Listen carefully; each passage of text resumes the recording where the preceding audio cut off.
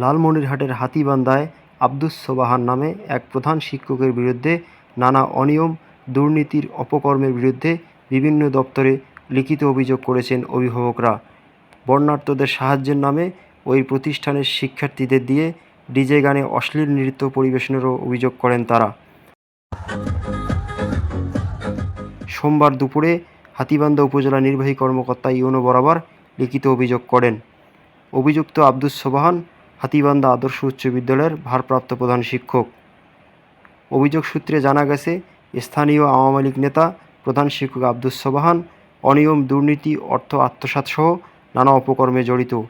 প্রধান শিক্ষক সোবাহান গত ২৯ আগস্ট বর্ণাঢ্যদের সহযোগিতার নামে বিদ্যালয়ের শিক্ষার্থীদের দিয়ে একটি সাংস্কৃতিক অনুষ্ঠানের আয়োজন করেন, কিন্তু সেখানে ডিজে গান চালিয়ে অশ্লীল নৃত্য পরিবেশন করা হয়।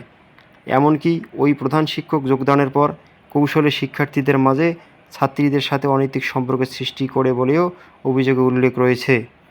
এ বিষয়ে হাতীবান্ধা আদর্শ উচ্চ বিদ্যালয়ের ভারপ্রাপ্ত প্রধান শিক্ষক আব্দুস সোবাহান বলেন, আমার বিরুদ্ধে যে কেউ অভিযোগ দিতে পারে। ঊর্ধ্বতন কর্তৃপক্ষ অভিযোগ তদন্ত করে সত্যতা পেলে আমার বিরুদ্ধে ব্যবস্থা নেবে।